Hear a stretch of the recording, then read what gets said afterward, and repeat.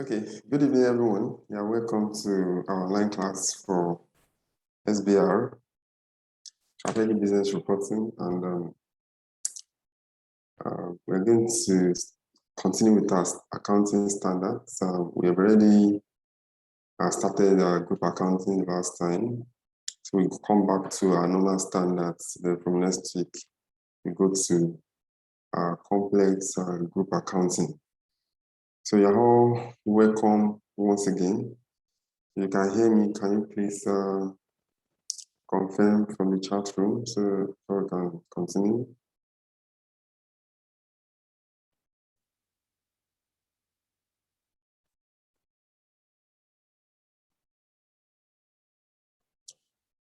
Someone should just help us to confirm so we can continue.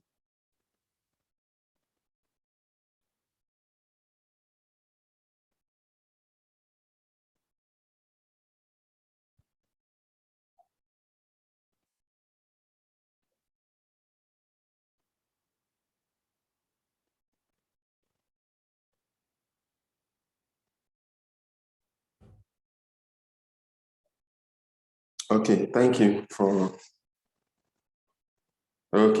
so much for the confirmation. Thank you. So let's start. So today we're going to take a look at IS 41 agriculture. Obviously, time is going to permit us. I will introduce us to IFRS 16 leases. Okay, so then we should be able to finish off leases tomorrow. Sorry, by God's grace. And we also take a look at operating segments tomorrow as well, and IFRS 13 on Thursday. So we should be able to finish off this material during the course of this week. Okay, so let's start straight off. I'm sure we know rules. Let's be muted on both video, of course, audio. So IS 41 in the next 30-45 minutes, let's try to deal with this standard. Talks about agriculture. Okay, IS 41 talks about agriculture. So that looks like farming. So I will try as much as possible to explain a lot of terminologies here. Even though I'm not a farmer, I know the accounting side when it comes to agriculture. So, and of course, we bother about the accounting side as chartered accountants. So, IS 41 talks about agriculture. And when you look at agriculture, you think about two things: biological asset and agricultural produce, right?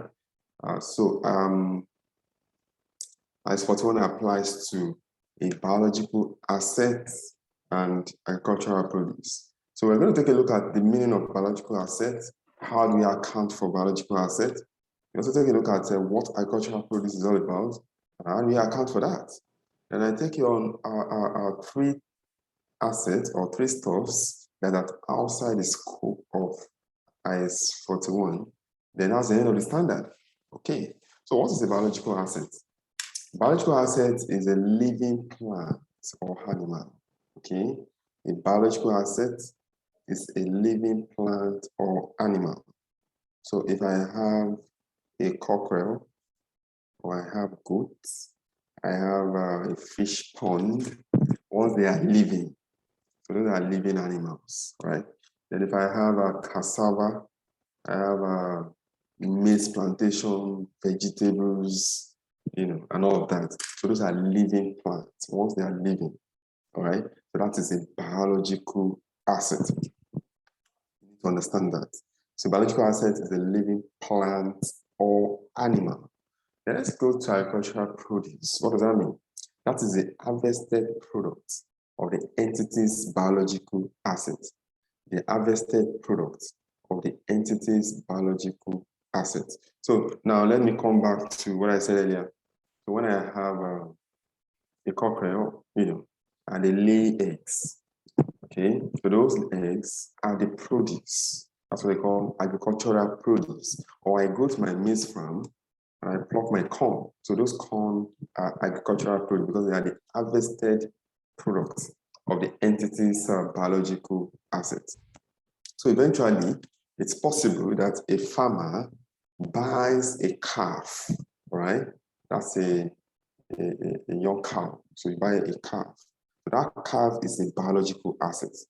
Then the calf grows into becoming a mature cow, right? So that's what we call biological transformation. And afterwards, you now milk the cow, extract milk from the cow. So those milk are agricultural produce because that is the harvested product of the entity's biological assets. So you should be able to differentiate between biological assets and agricultural produce based on what I've just said. Any issue around that? So S41 applies to biological assets and agricultural produce. I already said biological assets is a living plant or animal. Okay, and agricultural produce entities are the harvested products of an entity's biological assets. All right. So let's go to the accounting side. Before I can recognize a biological asset, obviously three conditions are met. There's a probability that future economic benefits will flow from the asset to the entity, and the cost of fair value of the asset can be measured reliably, and of course the entity controls the asset.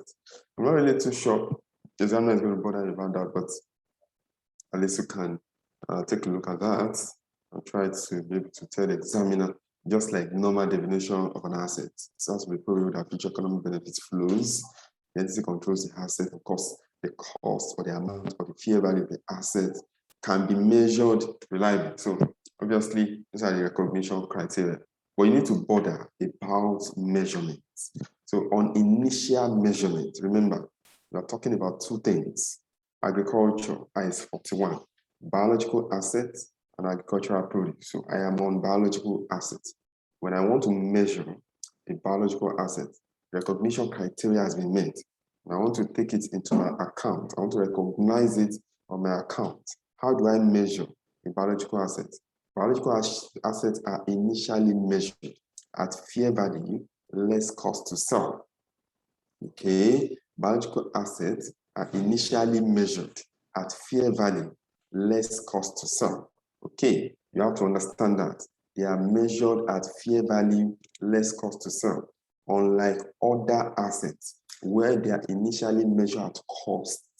When it comes to biological assets, they are initially measured at fair value less cost to sell. So you need to understand that when I measure at fair value less cost of sales, that could be gain and losses. Okay, so any gain and losses that arise, in measuring on initial measurement at fair value less cost to sell, I take it straight to profit or loss account. Okay, I'll take it straight to profit or loss account. I'll take it straight to profit or loss account. So gain and losses are initially measured. Biological assets are initially measured at fair value less cost to sell. Okay, so that's what we need to understand. So normally I will make a loss, probably because I measure at fair value. I have deducted the cost to sell from the fair value. So obviously I can make a loss. Then a gain can arise if a new asset, a new biological asset was born. For example, a lamb or a calf was born. So most likely you can have a gain can arise. Now, secondly, the second thing we need to learn is this. On subsequent measurements, what does that mean? After the initial recognition, how do I measure a biological asset? Now, the standard says at each reporting date, that's the end of the accounting period, biological assets must be revalued to their fair value less cost to sell. Okay, biological assets must be revalued to their fair value less cost to sell. Can you see? So obviously, initial recognition and subsequent recognition, they are the same. So it's as simple as that. They are the same. So I look at fair value less cost to sell on both occasions.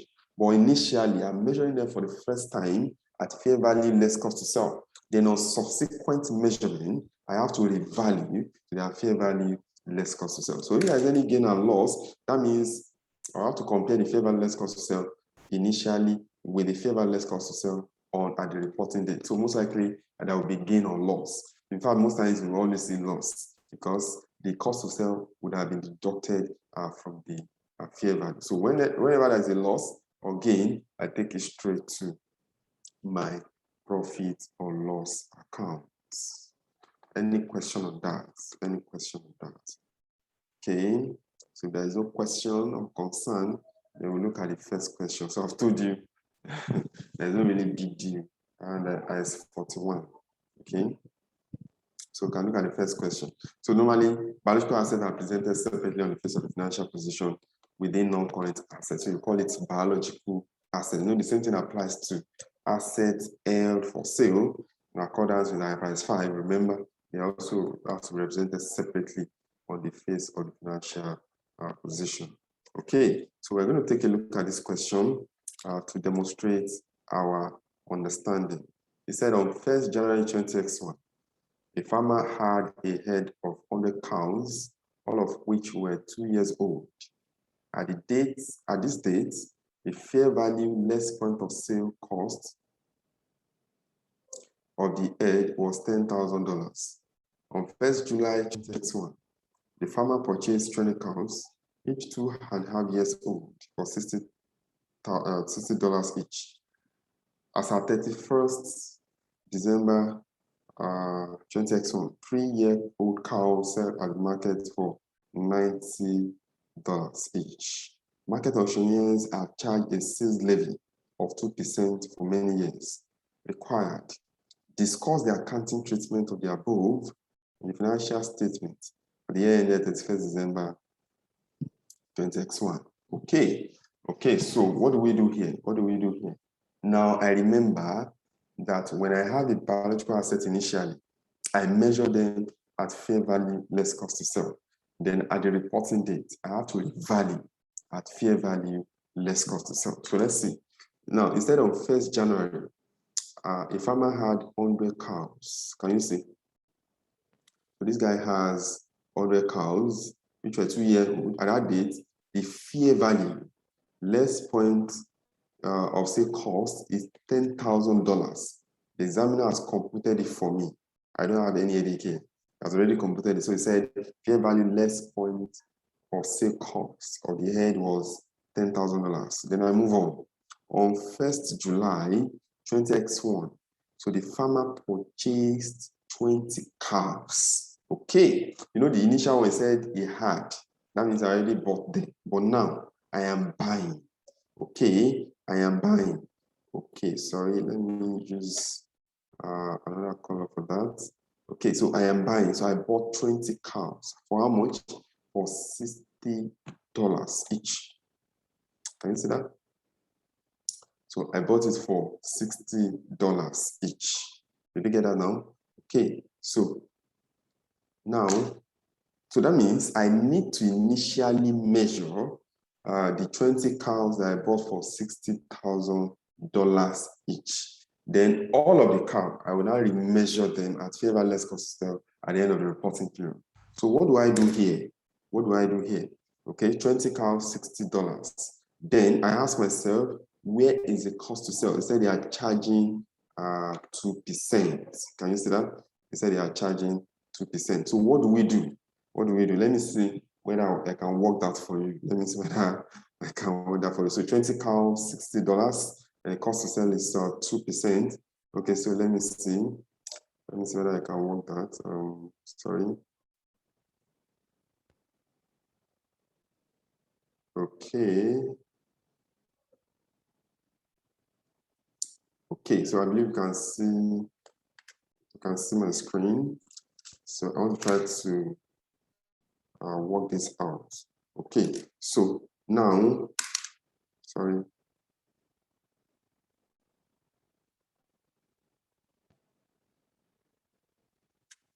Okay, so what do we do? So, you know, we said initially, okay, sorry.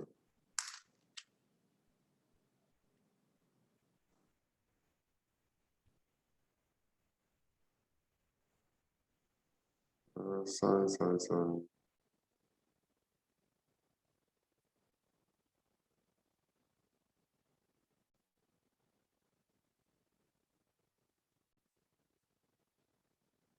Okay, So we said initially, okay. Sorry.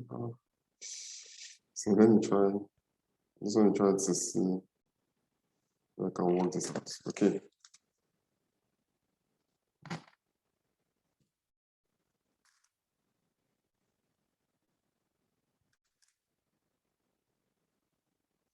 So on initial recognition, I will look at fair value. Okay, so how much is my fair value? How do I create that? So they already told me that they sell for 60 cows, multiplied by, is it $20? So I will have 1,200. Okay, so that's my fair value. Then I will now take a look at fair value, which is the 1,2, okay, then cost to sell, okay. So they said they charge 2%, okay. So if they charge 2%, then I look at 2% of that value multiplied by 0.2. So it's going to give me, sorry, so it's going to give me 24, okay. So it's going to give me 24. So if I remove 24 plus my in 1,2, sorry, 1,2 minus 24. So here I have 1,176. Okay. So I have so minus 1,2 1,176.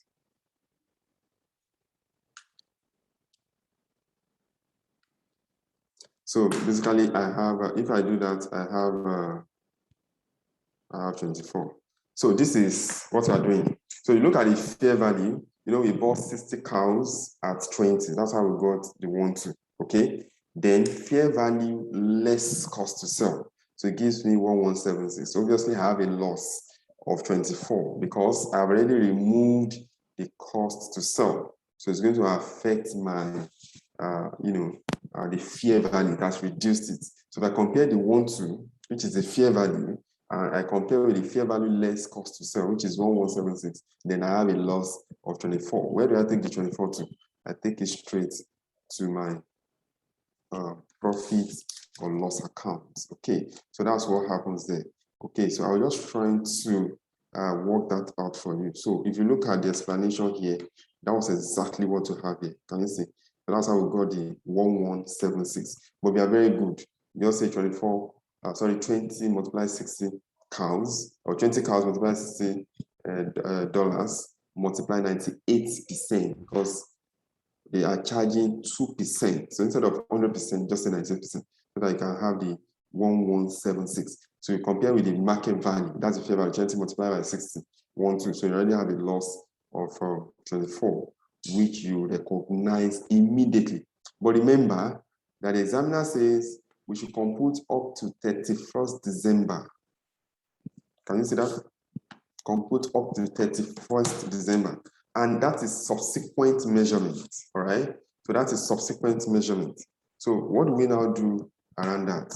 So that means all the cows, we have to be revalued to their fair value, okay? So we have to revalue to their fair value less cost to sell at the end of the reporting period. Okay, so what do we do here? Remember, we already have $10,000 worth of cow at the beginning. When I measure initially, I have 1,176. Can you remember? I have 1,176. What is the value at the end of the year? I have 100 cows at the beginning. I bought 20. That is 120 cows. How much is a cow sold at the year end? He said 90. So what I do there is, I will now say 120 multiplied by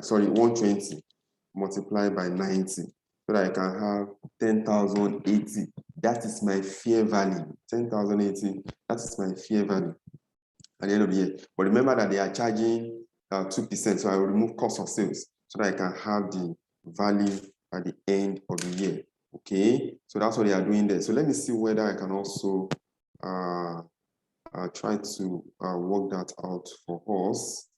Okay, let me see. I just want us to understand better. Okay, so let's see.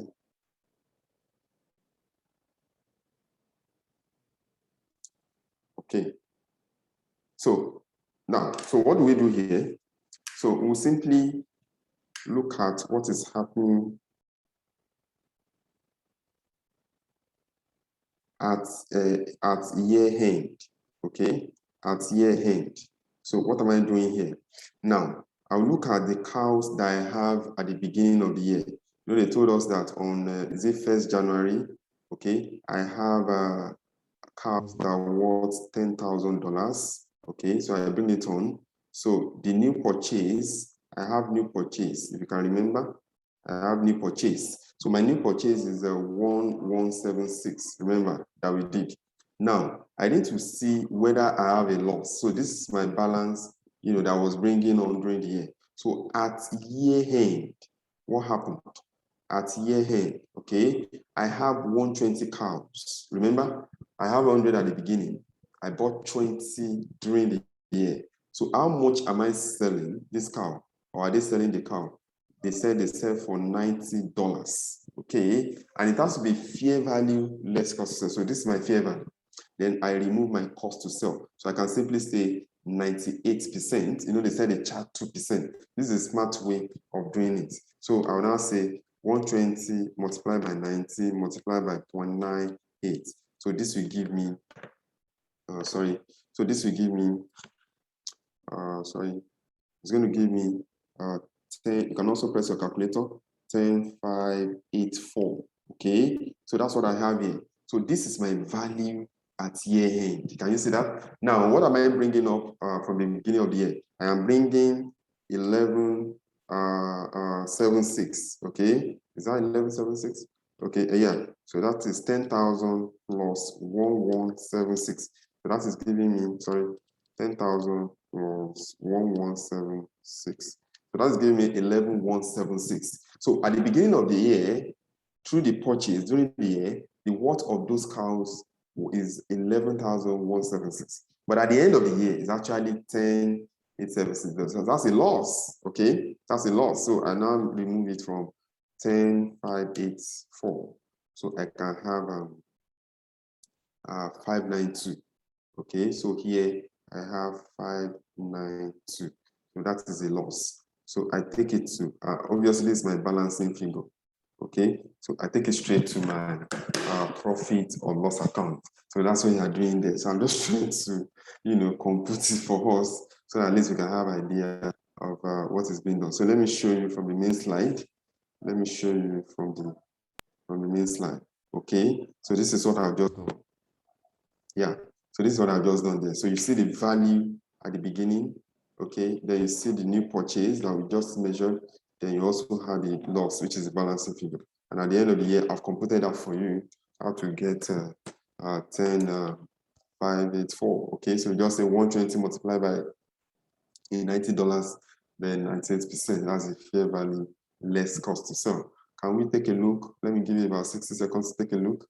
Do you have any concern that I need to explain on initial recognition or measurement? We measure at fair value, less cost to sell when it comes to biological assets. And on subsequent recognition or measurement, you have to revalue to its fair value, less cost to sell. So that's what we have applied on that question. Any concern before we go, move on? Any concern?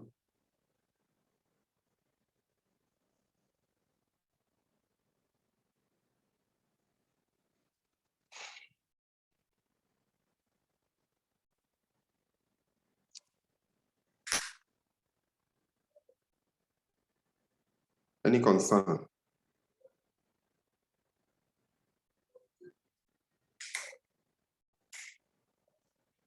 Any concern?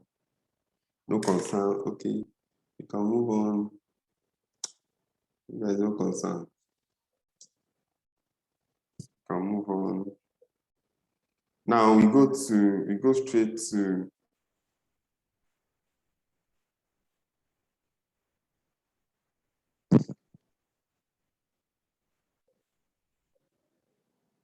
oh, okay, thank you.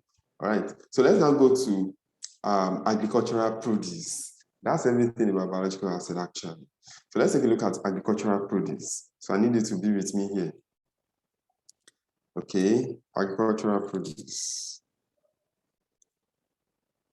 Now, we said agricultural produce is the harvested product or produce of the entity's biological assets. So I explained that earlier. Now, the standard now says that at the date of harvest, now listen, at the date of harvest, for example, I go straight into my fish pond, I want to catch all my fish, or I go into my maize plant, I want to pluck my corns, or I go into my vegetable plantation, I want to harvest them at the date of harvest. Agricultural produce should be recognized and measured at fair value, less cost to sell. Okay? That means before I will even harvest them. Sorry. So before I harvest them, at the date of harvest, agricultural produce are recognized and measured at fair value, less estimated cost to sell. Listen, gain and losses on initial recognition are included in the profit or loss account, just like biological assets, okay? So it's the same. So you don't really have much to learn or to stress yourself on, okay? So you notice it's the same.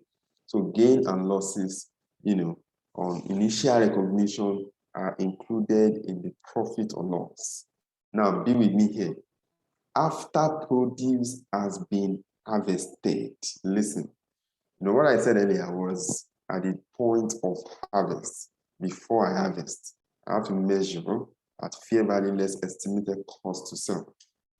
Then if I have gain and loss, I take it straight to profit or loss account. After produce has been harvested, I have caught my fishes, I have plucked my corn, I have harvested my vegetables. They become an item of inventory. Okay, so therefore, IAS 41 will cease to apply. Okay, they become inventory immediately. IAS 41 will cease. That means it will stop to apply. So the initial measurement value that I got at the point of harvest will now be the deemed costs for the purpose of IAS 2 inventory, which I'm going to apply always. That's what you need to learn. So let me say it again. Okay, let me say it again. So once you get that point, if you see questions, you can apply it, that principle on any question. So remember, at the date of harvest, agricultural produce are recognized and measured at fair value, less cost to sell. Any gain or loss are recognized in the profit or loss account. After produce has been harvested, I will no longer apply IAS 41. They become an item of inventory. So that initial measurement at the point of harvest will now be the deemed cost. So that means I use that purpose of inventory IAS 2, and that's what I apply onwards. Any question for me? We have one more thing to learn around IAS 41, and that's the end of the standard. Then I can introduce you to IFRS 16 leases.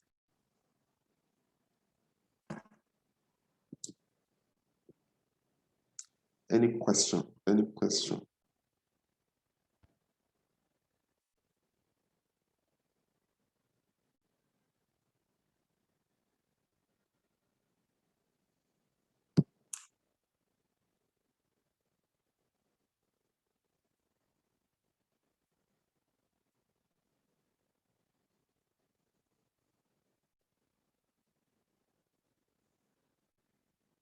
Okay, so there is no concern. All right.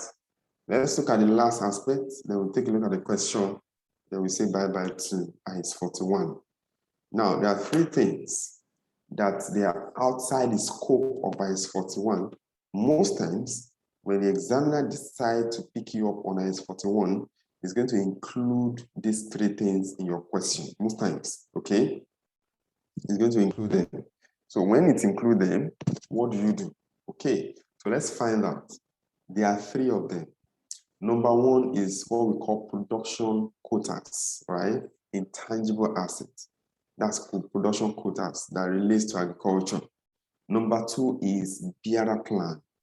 When I see a bearer plant, or how do I even recognize that this is a bearer plant in a question? I'm going to tell you. Okay, then number three, land related to agricultural activity. The land I am using to grow my maize or corn or my fish pond or vegetation. How do I account for it? So those are the three things we're going to learn in a couple of minutes. So let's start. When it comes to production quotas, okay, when you see production quotas around your question, then you apply IS 38, intangible assets, okay? You apply IS 28, principle under IS 38. I'm sure we've not done IS 38, so I'm going to take your IS 38 very shortly, maybe in the next couple of weeks, because next week we'll be coming back to our group accounting. Okay, so you take a look at, you apply IS 38 when it comes to production quotas. Remember, I'm not a farmer, okay? I told you earlier. So, but we're just looking at the accounting side of agriculture. So when I see production quotas, production quotas would have been, it's a document that we, have all the information about, farming, agriculture, and all of that. So they are taken as intangible assets. Actually, it's a purchased intangibles. So you can take them as an asset. But the bottom line is you apply IS 38, okay? And you are going to measure them at costless accumulated amortization and accumulated impairment losses if it's applicable. Okay, so that's it. Number two, bearer plant. Now listen up. The examiner may not tell you and say this is a bearer plant. He can use another name for bearer plant. For example, you can say grapevines. All right. So how will I know that it is a bearer plant? A bearer plant is used to produce agricultural produce for more than 1 year. Okay, that's what you need to know. Bearer plants are used to produce agricultural produce for more than 1 year. They are used to produce agricultural produce for more than 1 year. So say, for example, the examiner says a grapevine that is used to produce whatever, maybe grapes for typically 20 years, okay, in an exam scenario, then that tells you that that is a bearer plant. You can call it tea bushes. You can call it a lot of names, okay? Once it says they are used to produce agricultural produce for more than 1 year, you could say 5 years, 20 years, 30 years, 40 years, then know straight up that that is a bearer plant. The question now is this: which standard will I apply when it comes to bearer plants? I apply IS 16, property, plant, and equipment. You see, anytime the examiner decides to test IS 41, he will always test it along those standards. IS 41 itself, IS 38, IS 16, and IS 2. Those are the 4 things, the standards that applies anytime the guy decides to test IS 41. So that's why I'm taking my time to explain. So when it comes to bearer plant, I already know that typically they take more than 1 year to grow agricultural produce. So that's what you need to understand. Then I apply IS 16. Okay, but listen up.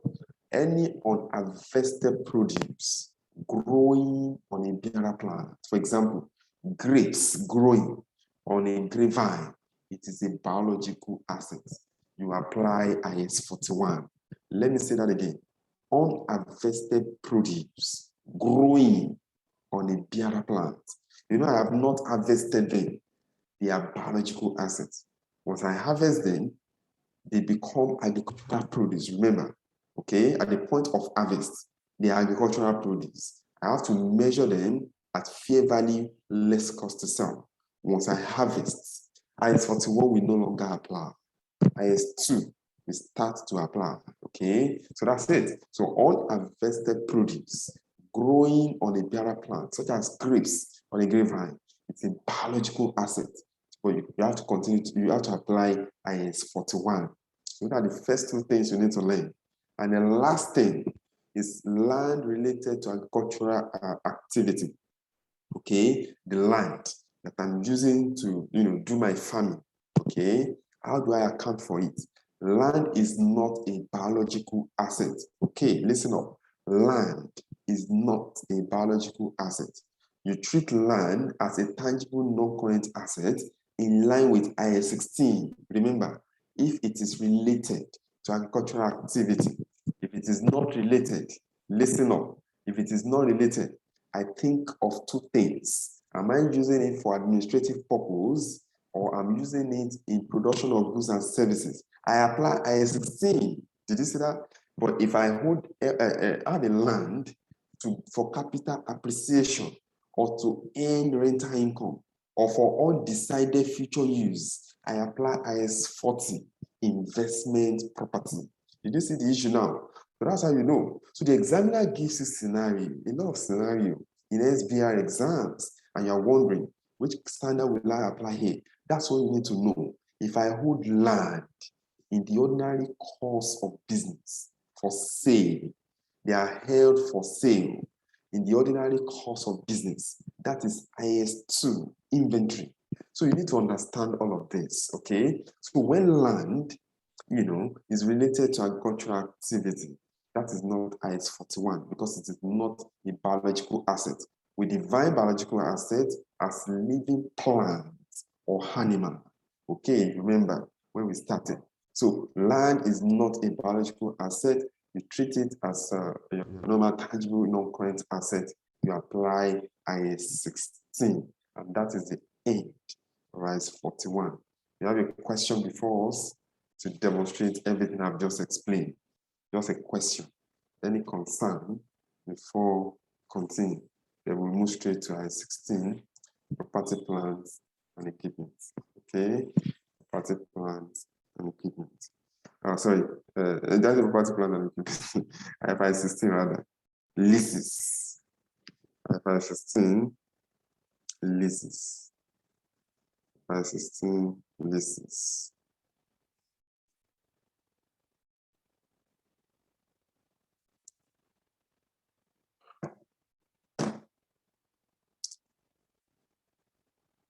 Any concern for me? No concern. Okay. I didn't see questions, obviously.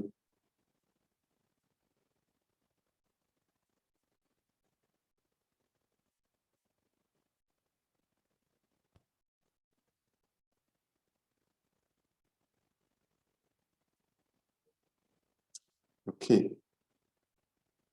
All right. So let's move on, right? Okay. Yeah, so let's look at this question. Okay. Now, let me look at the requirement so that probably as I'm reading, I'll just be interpreting. Discuss the accounting treatment of the above in the financial statement of Goodwine for the year ended 30th June 2022. Okay. So let's look at the question. It said, Goodwine is a company that grows and harvests grapes, okay, grapevines, which produce a new harvest of grapes every year, are typically replaced every 30 years. Oh, wow. So when I say, you see, when if I say Goodwine is a company that grows and harvests grapes, once you see that, one standard is flashing you. That is IAS 41. As simple as that, okay? Because there's no other standard that relates to agriculture. So I see growth and harvest grapes, okay? Except maybe in the body of the question, you're talking about something else. All right, so that said, grapevines, which produce a new harvest of grapes every year, are typically replaced for every 30 years. So that means they use it to grow agricultural produce for more than 1 year. That's a bearer plant. Did you see that? So he didn't really tell me bearer plants. He didn't even mention tea bushes. He just said grapevines, which produce new harvest of grapes, are typically placed every 30 years. So that's bearer plant. And I remember in my memory, when I see bearer plant, I apply IS 16. Harvested grapes are sold to wine producers. That's fine. With regards to property, plant, and equipment, we will account for land using revaluation model and all other class of assets using cost model. That means the bearer plant, I apply cost model. The land related to agricultural activity, I apply revaluation model in accordance with IS 16. That's what it's telling me.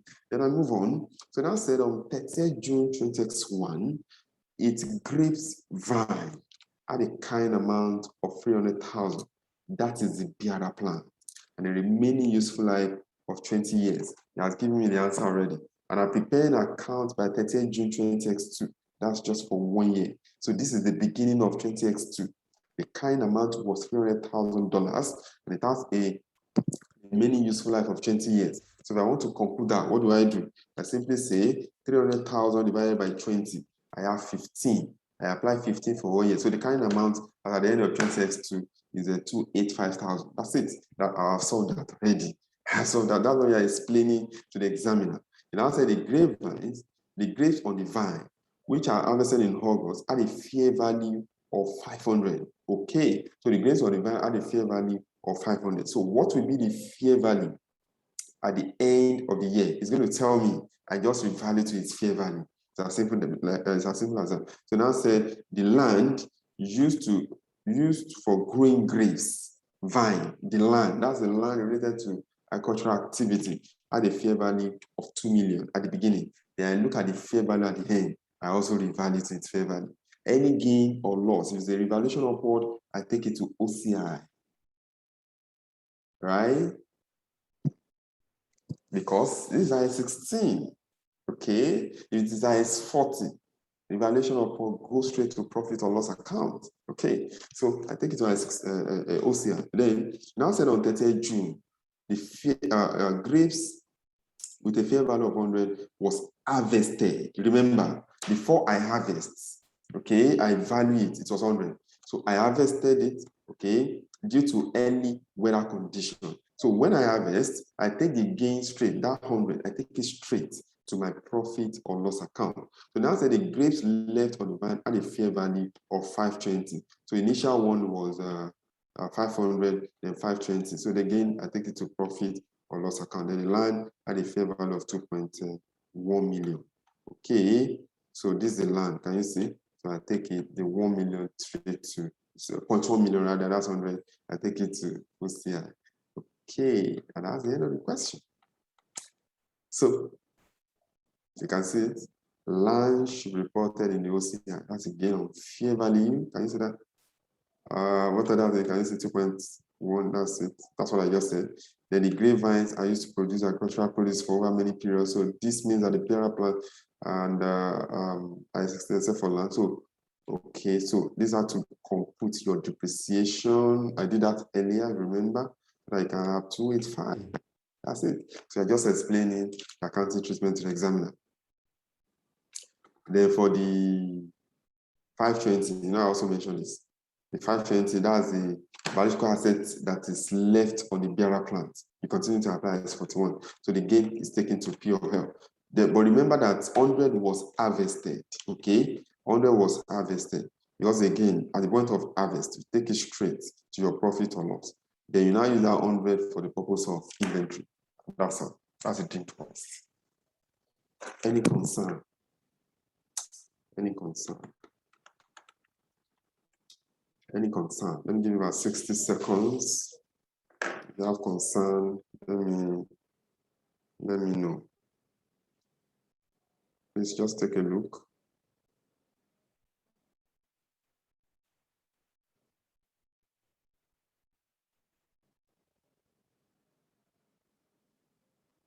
Any concern? Any concern? Please feel free.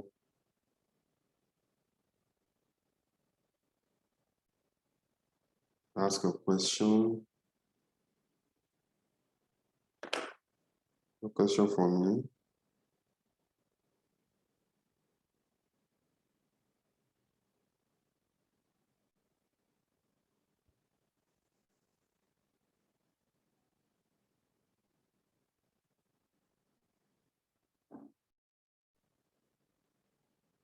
No question for me.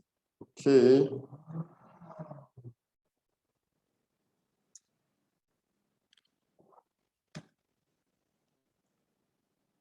Okay, so if there is no concern, so successfully we have taken a look at IS 41, agriculture. So we said IS 41 applies to biological assets and agricultural produce. Biological assets are living plants or animal.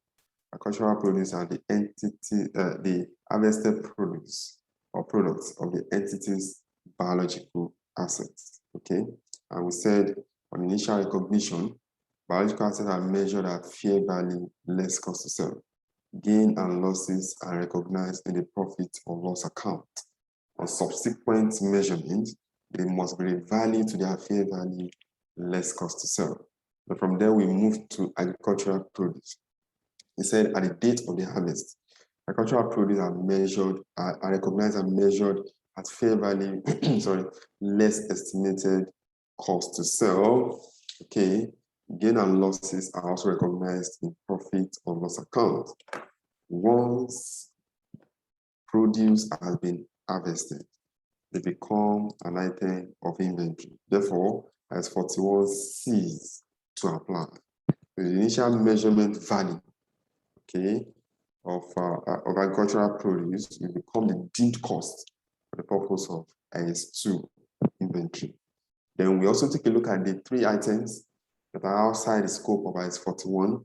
One is production quotas. We say you apply IS 38, intangible assets. The other is a bearer plant that are used to produce agricultural produce for more than 1 year. You apply IS 16, property, plant, and equipment. But we said on harvested produce growing on a bearer plant, you apply IS 41. The line related to agricultural activity, you also apply IS 16, property, plant, and equipment. And that's all around IS 41. So take a look and try to do some revision around that. So before we go, let me introduce you to IS 16. So let me introduce you to IS 16, and then probably we do some the accounting side maybe tomorrow. But let's see how far time will permit us around IS 16. So IFRS 16. Why am I saying IS 16? IFRS 16. Leases. Okay, leases. This is quite central to your syllabus. Okay, very central. And the issue is, previously we have IS 17 leases. IS 17 has been replaced by IFRS 16. But the issue around IS 17, even though there is no significant differences between IFRS 16 and IS 17, but the issue around IS 17 is lease accounting are accounted for as off balance sheet. What does that mean? They are not taking lease liability and not recognized in the statement of financial position, and that that creates a lot of concern to say that the gearing position of the company doesn't really reflect the gearing the lease transaction, because they are taken as off balance sheet. Then the board sat down and they said, okay, those lease obligations should be recognized or should be treated as on balance sheet financing, right? And that's why IS 17 was amended. Then IFRS 16 was issued. Okay, so I'm going to start by saying, what is lease? A lease is a contract or part of a contract that conveys the right to use an identified asset over a period of time in exchange for consideration. Obviously, nobody is going to ask you what's a lease, but you need to have an idea, at least to be able to recognize if a transaction contains a lease. So a lease is a contract or part of a contract that conveys the right to use an identified asset. Something I can call it online asset over a period of time in exchange for consideration. So that's a lease. Okay.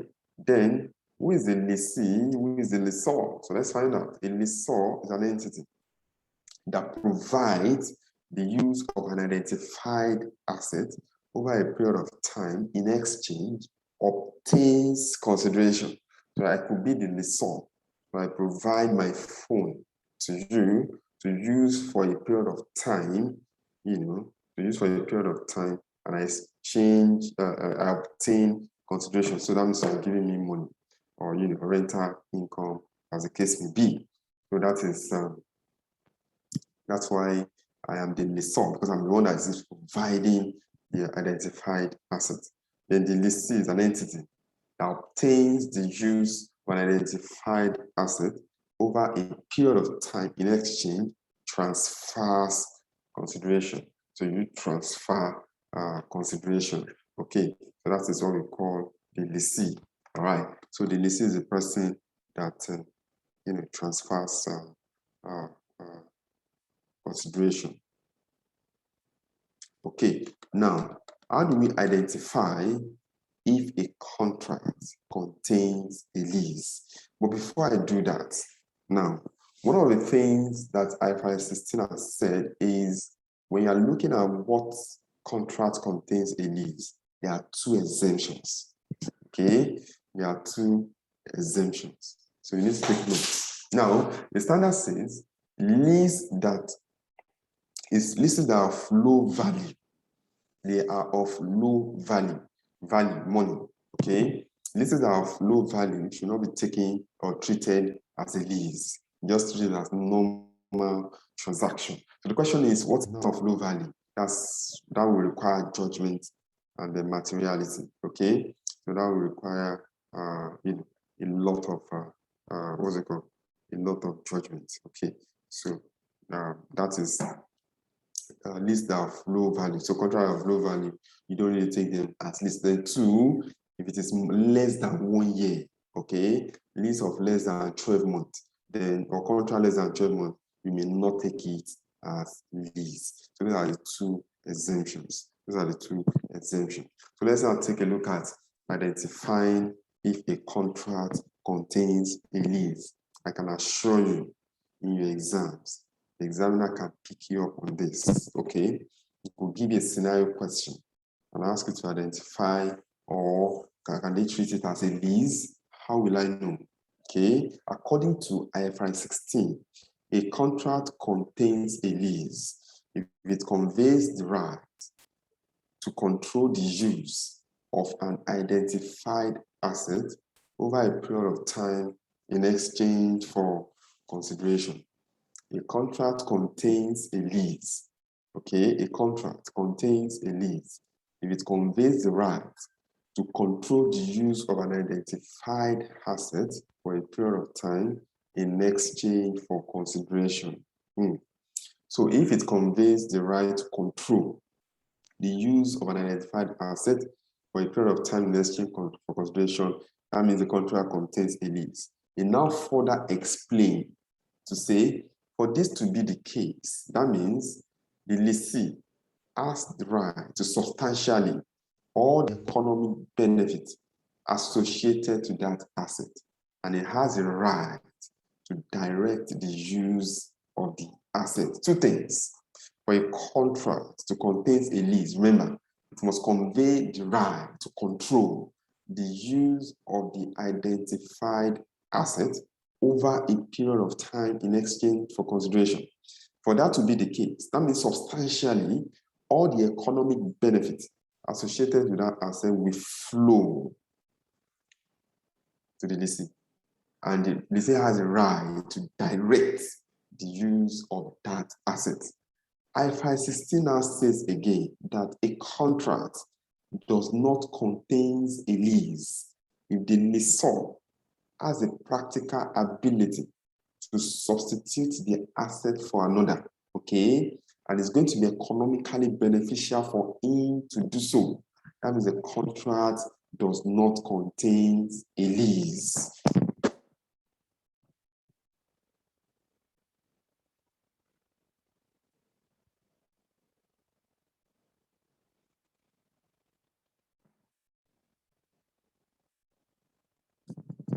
Okay. So let me recap once again. Let me just recap. Okay, so the idea is this.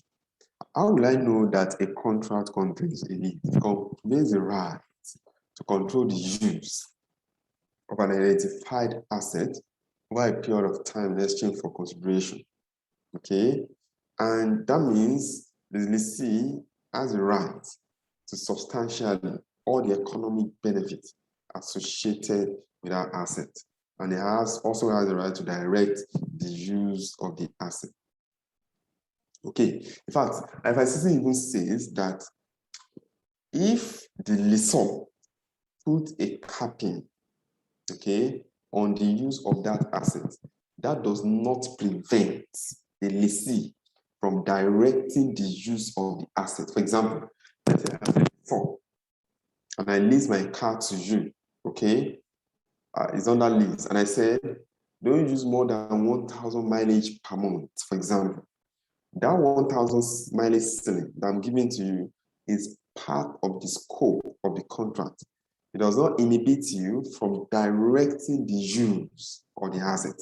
It only forms part of the scope of the contract. So that what it means is that contract contains a lease. All right. However, if I have the practical to substitute the asset for another, and it's going to be economically beneficial for me to do so, I can collect my Camry car from you and give you a Keke Napep, for example. Okay, so what it means is that contract does not contain a lease. So you need to understand that. So you need to understand that. So this is everything I've just explained. So once you understand that, then you can now look at the scenario question to see how we can identify if a contract contains a lease. Okay, so let's see. Now let's look at this question. Required. Does a contract contain a lease? That's the question. So let's see. Coffee Bean enters into a contract with an airport operator to use some space in the airport to sell its goods from portable kiosk for a 3-year period. Coffee Bean owns the portable kiosk. The contract stipulates the amount of space and states that the space may be located at any of the several departure areas within the airport. The airport operator can change the location of the space allocated to Coffee Bean at any time during the period of use, and the cost that the airport operator would incur to do this would be minimal. There are many areas in the airport that is suitable for the portable kiosk. Required, because the contract contains a lease. Obviously, you can't tell the examiner yes or no here. You have to apply the principle. I remember in my memory, IFRS 16 says a contract contains a lease if it conveys the right to control the use of an identified asset. They ask a question. Where is my identified asset here? He said, Coffee Bean enters into a contract with an airport operator to use some space. Oh, really? So the question is space an asset? Did you see that? Is space an asset? There is no identified asset here. Okay, so there's no identified asset. It conveys the right control the use of an identified asset over a period of time in exchange for consideration. For this to be the case, substantially all the economic benefits will flow, and I have the right to direct the use of that asset. And the contract will not contain a lease. The lessor has a practical ability to substitute the asset. So in addition to that, the now said the airport operator can change the location, even though there is no identified asset. But further told us that they can change the location. So that means this contract does not contain a lease. So I start with my point to say there is no identified asset. Okay, so that's the point. Any concern? Then we take a look at question 2. Then we'll further demonstrate our understanding. 60 seconds. Any concern on that?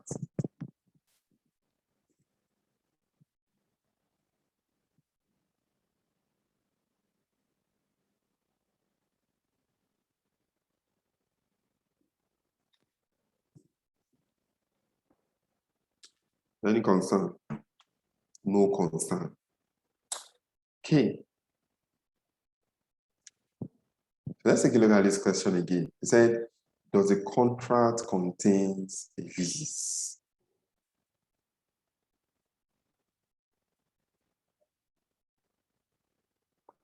Okay, I have a question here.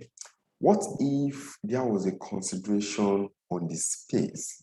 Brilliant question. Obviously, there is going to be a consideration because you can't give me the space for free. Just like you want to start selling at the airport, right? And obviously, give you a space where you can put your kiosk and all of that. But the issue is there is no identified asset. Remember, you see, when you want to attack questions when it comes to accounting standards, you have to apply the principle in the standard. It's not a brain work, right? So now let's see, let me now say this. The standard says a contract contains a lease. It conveys the right to control the use of an identified asset. It did not mention consideration. Did you see that? Control the use of an identified asset. So in the first place, there is no identified asset. Let's even assume that space is an identified asset. It's just an assumption. Now, the standard now goes further to say, for you to control, two things will happen. Substantially, all the economic benefits will flow to the lessee. The two, the lessee has a right to direct the use of the space. You can use it the way you want. Now, it now says, if the lessor has the practical ability to substitute the asset for another, and it's going to be economically beneficial for them to do so, it is not a lease. And it was a big question. So it says they can substitute the space. So they give me this space here today, then tomorrow they go to another space, move your kiosk here. I can't control. I can't use it the way I want. I can't direct the use of that space. So obviously it's not a lease, even though I'm paying them.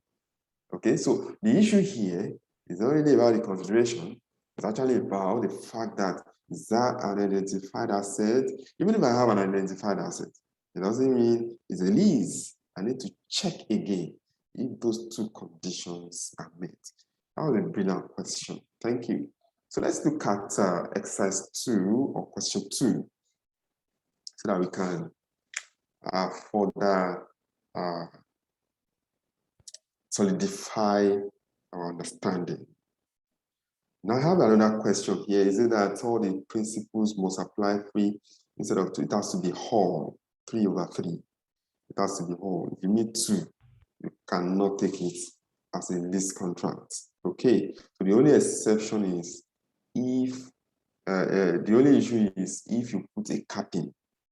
Okay, like I explained, that you use 1,000 mileage per month, then the contract will still contain a lease. Okay, so let's see this question. So you have to meet all the conditions. Thank you. AFG enters into a contract with Splash, the supplier, to use a specified ship. Here, I already see an identified asset. Did you see that? So this is a ship. Okay. Now, for 5 years, we said a contract contains a lease to convey the right to use, it conveys the right to control the use of an identified asset over a period of time. So for 5 years, Splash has no substitute right. So they cannot substitute. During the contract, AFG decide where cargo will be transported. Oh, really? Where the ship will sail and to which port it will sail. However, there are some restrictions specified in the contract. Okay, so that's brilliant. Then those restrictions prevent AFG from carrying hazardous material as cargo, from sailing the ships into waters where piracy is a risk. Can you see that? What does that suggest? That is a capping, a kind of limit placed on the contract. Don't carry hazardous material Okay, so the fact that my lessor or the lessor is saying I should not carry hazardous material, does that mean I cannot direct the use of the asset? You know, they already said I decide where I cargo, where I transport, and all of that. Then the next paragraph, that says Splash operates and maintains the ship and is responsible for safe passage of cargo on board the ship. AFG is prohibited from hiring another operator from the ship and from operating the ship itself during the term of the contract. Okay. So the issue now is this: does a contract contains a lease? Okay. So here, the issue now is this: does the contract contain a lease? The answer is yes, actually. So this contract contains a lease. Okay, even though what this is saying is the restriction is part of the scope of the contract. It does not prevent AFG from directing the use of that asset. Okay, so that's it. So you have your answers there. So the contract contains a lease. I think I have one more question here. Where there is an identifiable asset without consideration, what now happens? This is a very practical question, actually. It's just like I'm giving you my car under a lease arrangement, and I'm not having consideration. Okay, so let's go back to the definition of lease. Lease is a contract or part of a contract that conveys a right to use an identified asset over a period of time in exchange for consideration. If there's no consideration, it's not a lease contract. It's as simple as that. Then I think of another standard. Okay, or better still, I measure that, what's it called? Whatever asset I've been given, I will measure it at fair value and I recognize it on my accounts. Okay, so that's what I do. So it's not a lease. There's no consideration. There has to be a consideration for it to be a lease. Okay, all right. I have another question here. The last paragraph almost confused me. Splash is doing something. Splash is doing some things on the ship. Okay, let me see that. Okay, it said Splash operates and maintains the ship and is responsible for safe passage of the ship. Yeah, of course. Let me give you a scenario. I lease my car to you. Okay, I lease my car to you, and you have to use my driver. That's what they're saying. You use my own driver. You get the point? To operate that car. I'm also responsible for safe passage of passengers. That's what they're saying. Did you get the point? So, but here, they already said here that AFG decide what cargo will be transported. So you are the lessee, so you decide. So you tell my driver where I'm going to. So that means you can direct the use. So you need to look at those elements of questions properly and pick out the conditions. This is the point. So that's why the contract contains a lease. Okay. So let's look at it again, any other concern. So I will now expose you to the accounting side. Okay, so probably tomorrow we solve questions on the accounting side, but let me just explain it tonight. So any other concern? Are we cool? Are we good?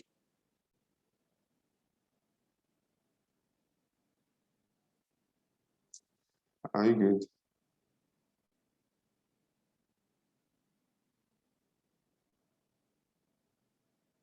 Okay, so no more concern. Right.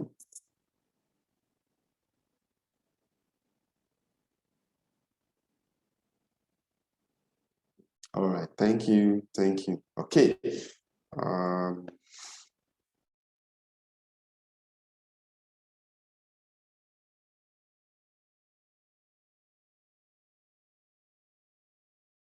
Oh, you have the solutions.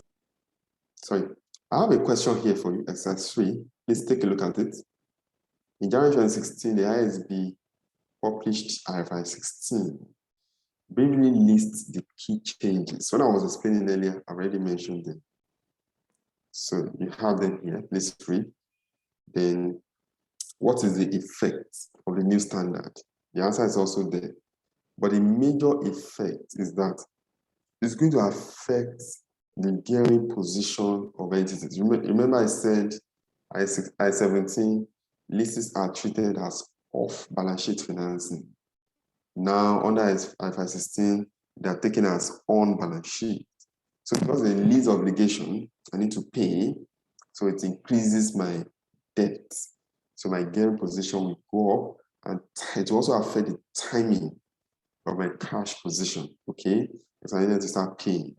So you need to also take a look at that. So you have those questions. So I don't want to waste time on that. It's just something you sit down and study. So it's very straightforward. Okay, now, so let's now go to the leases accounting. Leases accounting. Obviously, we're not going to solve questions, okay? But let me just explain. So tomorrow, we'll just go straight to questions.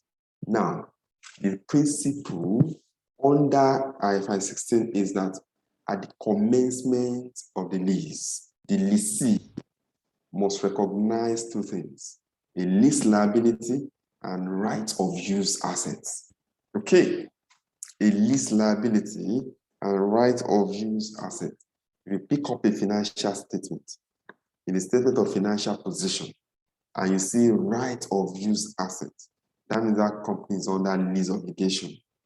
If you see biological assets, they have applied IAS 41.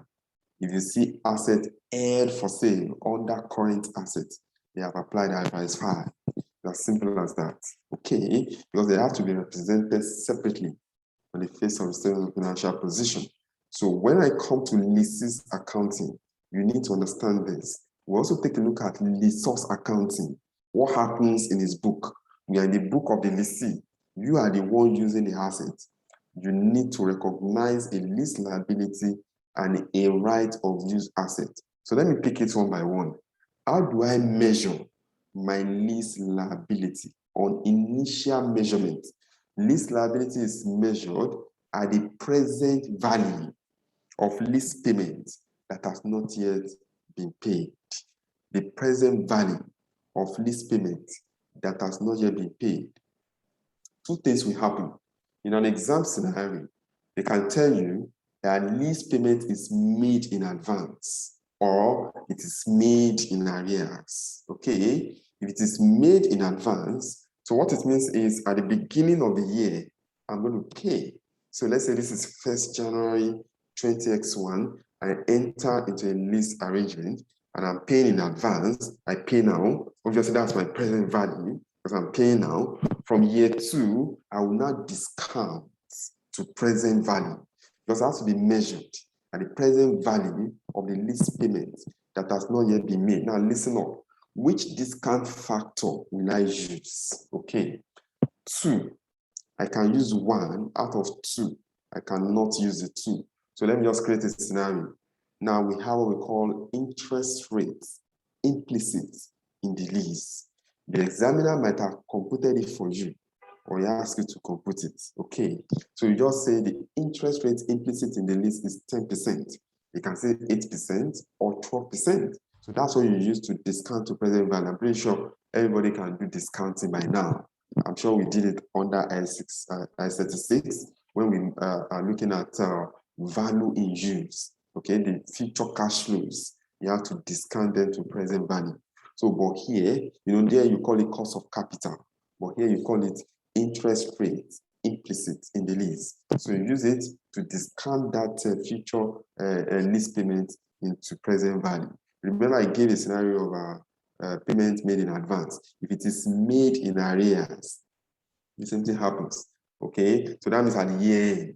Okay, so you have to discount because, for example, at the beginning of the year, the money I will pay in December because it's paid in arrears, and maybe year 1, year 2, year 3, I also discount to present value. Or if the examiner did not give me interest rates implicit in the lease, they will give me leases incremental borrowing rates. That's what you see on the first slide under as 16. You see all those definitions there. Nobody asks you about what is interest rate or whatever, but you need to understand which one you're using. Leases incremental borrowing rate. So in a question, the examiner can say the interest rate implicit in the lease are not readily determinable. Okay, we now give you leases incremental borrowing rate. What does that mean? If the lessee goes to a finance house or goes to the bank to borrow money to buy a similar item how much will he pay? Borrowing money is not for free. There's always a cost of borrowing. Okay, how much? That's the interest rate. How much interest will I pay? I go to the bank or somewhere else to borrow money. That's what they call leases incremental borrowing rate. Okay, so I use it. All right. So if they give you the two on a rare occasion, you will use interest rate implicit in the lease. They give you the two, but most likely they won't give you the two. They either give you either of the two, either leases incremental borrowing rate or interest rate implicit in the lease. So it has to be measured. That is the lease liability at the present value of lease payment that has not yet been made. What constitutes my lease payment? 5 things. If you cannot recall, you can't solve questions. Obviously, the examiner is not going to bother you on those 5 things, but you need to learn it because you can pick any 2, any 3. Number 1, fixed payments. How much am I paying? 10,000 every year. That is fixed payment. Number 2, variable payments that depend on consumer price index. All right. So, for example, if you are entering into a lease contract as a professional accountant, don't have fixed payments, for 5 years, for example. You can place it on.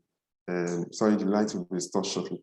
You can place it on, maybe inflation, consumer price index as it's going up. You're also increasing your, your lease payments, so to speak. Okay, so that's what they do in practice. So you need to be very sharp. And that's why the line will restore shortly. Okay, so you look at variable, that's what they call it, variable payment. Okay, then you also take a look at amount guaranteed or amount expected to be payable under residual value guarantee. Okay, amount expected to be payable under residual value guarantee. So what does residual value guarantee mean? That is the lease's promise. You are promising your lessor that this asset will worth a particular amount after the lease term.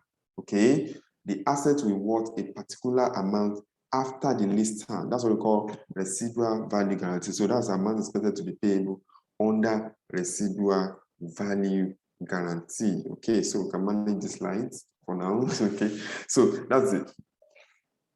The amount expected to be payable under residual value guarantee. That's the third thing. You see, you're asking the question, where is my fixed payment? Where is my variable payment? Where is my residual amount payable under residual value guarantee? 3 things. Then the fourth one, option to purchase the asset. If reasonably certain, it will be exercised. Do you have any option to purchase in a lease contract? How much am I paying? Okay. Then termination penalties. Okay. Termination penalties. If there is an expectation that this will be incurred.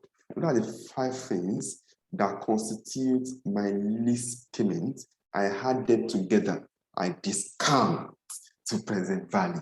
Remember, what's it called? Lease payment, lease liability are measured at the present value of lease payment that has not yet been made. So in my head, I know what constitutes my lease payment, fixed payment, variable payment, amount payable under residual value guarantee, option to purchase the asset if reasonably certain to be exercised, then termination penalties. That's it. That's it. I already know. Then I now go to my right of use asset. There are 4 things you need to learn. Right of use asset. There are 4 things you need to learn. Okay. Now the initial measurement of lease payment. So the figure I get under my lease payment, I automatically take it as my right of use assets. That's simple as that. So that means I debit right of use assets, I credit my lease liability. It's as simple as that. So that's the amount of initial measurement. That's what you see here. Can you see? The amount of initial measurement of lease liability. Can you see? Do you have any lease payments made at or before commencement? Okay, maybe at the commencement or before, I've already made some money. I also put it. Then initial direct costs. Initial direct costs. I also have to include it. Do I make any initial direct costs? Okay, I told you there are 4. There are 4. The first is what's it called? The amount of initial measurement of lease liability, lease payment made at or before commencement. Okay. Number 3 is initial direct cost. then if there is estimated cost of removing or dismantling the underlying assets. Okay, so that the 4 things. That's how to learn. So I ask a question, the question produced to me. Then I need to teach you again what makes list 10. Okay, you know, normally they will say I enter into a contract for 4 years. They say that's list 10. But the standard is saying 3 things constitute my list term. 3 things constitute my list term. Number 1, non-cancelable period. Okay, non-cancelable period. So for example, you enter into a 4-year lease contract. That 4-year is non-cancelable. Then I ask again, is there any period covered by an option to extend the lease? It's also possible in a contract I have option to extend the lease. If reasonably certain, it will be exercised. Then period covered by an option to terminate the lease. If reasonably certain, it will not be exercised. Those are the 3 things that constitute my lease contract. Obviously, the examiner will not give you all of these 3. It gives you 1, it gives you 2. Okay, maybe 1 or maybe 2 may not give you all the 3. So you just pick it out. You just remember non-cancelable period. Period covered by an option to extend the lease if it's going to be exercised. Then period covered by an option to terminate the lease if reasonably certain it will not be exercised. So that are the 3 things that constitute my lease term.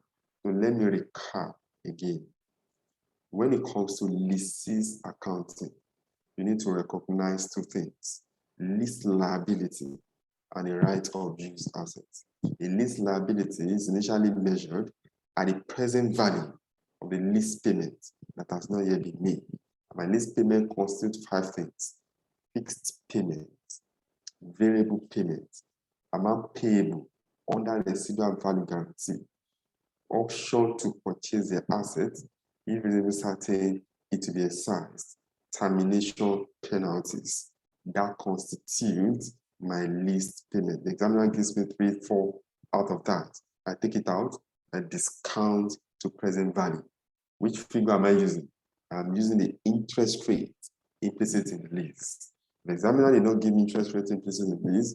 I use leases incremental borrowing rate. Okay, so that's what you're doing. Then I move to my right of use assets. I remember there are 4 things: the amount of initial measurement of my lease liability. Okay, then I look at lease payment made at or before commencement, initial direct costs, and the estimated cost of dismantling or removing the asset. So those are the 4 things that constitute my right of use asset. When I come to list 10, I remember there are 3. Okay, non-cancelable period. Period covered by an option to extend the lease if it's going to be exercised.